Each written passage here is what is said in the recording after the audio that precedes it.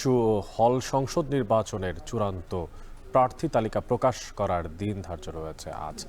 একই সাথে আজ শুরু হচ্ছে আনুষ্ঠানিক প্রচারণাও। চলবে ৭ সেপ্টেম্বর রাত ১১টা পর্যন্ত। এই বিষয়ে বিস্তারিত জানানোর জন্য ঢাকা বিশ্ববিদ্যালয় থেকে আমাদের সাথে আছেন সহকর্মী ফরহাদ বিন্নুর। ফরহাদ, আপনার কাছে জানতে চাই, আজকে তো চূড়ান্ত প্রার্থী তালিকা ঘোষণা করার কথা, তো কখন নাগাদ আসলে সেই তালিকা ঘোষণা করা হতে পারে এবং প্রচারণা শুরু হয়েছে কিনা জানতে চাই আপনার মাধ্যমে।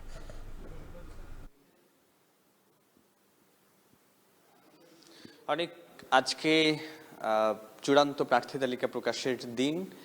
এটি নিশ্চয়ই কিছুক্ষণের মধ্যে হয়তো প্রকাশ করা হবে এবং প্রতিদিন সকাল 10টা থেকে রাত 11টা পর্যন্ত হচ্ছে প্রচারণা চালানোর সময়, অর্থাৎ প্রচারের আনুষ্ঠানিক সময় কিন্তু 10টা থেকে শুরু হয়ে গেছে।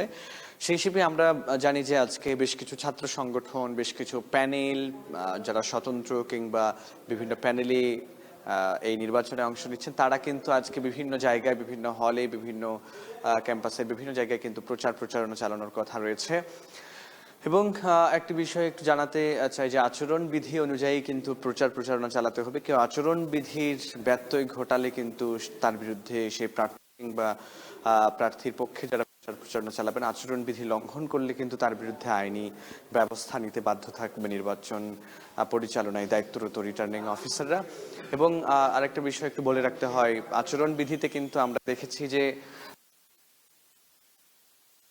নির্বাচনী প্রচারণা প্রার্থীরা চালাতে পারবেন। একই সঙ্গে প্রার্থী এবং ভোটার বাদে কেউ আসলে এখানে প্রচারণা চালালে সেটি নির্বাচনী আচরণ বিধির লঙ্ঘন হবে এবং তার বিরুদ্ধে ব্যবস্থা নেওয়ার একটা কিন্তু বিধান রয়েছে।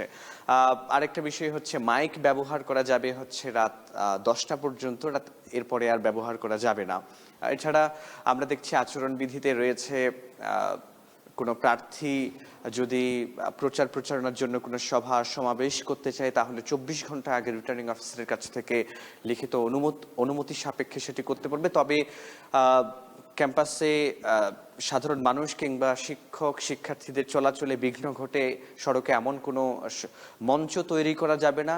একই সঙ্গে প্রচারণার জন্য বলা হয়েছে যে কোনো মসজিদ, মন্দির, প্যাগোডা অর্থাৎ ধর্মীয় উপাসনালয়গুলো থেকেও প্রচারণা চালাতে পারবে না। আরও একটি বিষয় দেখেছি যে শ্রেণীকক্ষ কিংবা রিডিং রুমে কিংবা পরীক্ষার হলগুলোতে, সেখানেও কেউ, এবং শ্রেণীকক্ষে যে করিডোরগুলো আছে সেখানেও কেউ আসলে প্রচারণা চালাতে পারবে না, সেটি কিন্তু উল্লেখ রয়েছে। এছাড়া আমরা দেখেছি যে পোস্টার, লিফলেট, হ্যান্ডবিল এগুলো প্রচারণার জন্য ব্যবহার করা যাবে, ছাপানো যাবে, তবে সেগুলো অবশ্যই হতে হবে সাদা কালো ভাবে এবং নিজের ছবি বাদে অন্য কোনো দলের বা দলের কোনো প্রতীক ব্যবহার করা যাবে না এবং নিজের ছবিটিও হতে হবে সাদা কালো। তো এইভাবেই আচরণ বিধিতে রয়েছে এবং এভাবে করেই প্রার্থীরা তাদের প্রচারণা চালাবেন আজকে থেকেই এবং সেটি চলবে আগামী ৭ সেপ্টেম্বর রাত 11টা পর্যন্ত। তো এই ছিল অনেক আমার কাছে ঢাকা বিশ্ববিদ্যালয় থেকে ডাকসু নির্বাচনের প্রচারণা নিয়ে সবশেষ তথ্য। ডাকসু হল সংসদ নির্বাচনকে কেন্দ্র করে যেই একটা আনন্দমুখর পরিবেশ, তারই খোঁজ খবর রাখছিলেন সহকর্মী ফরহাদ।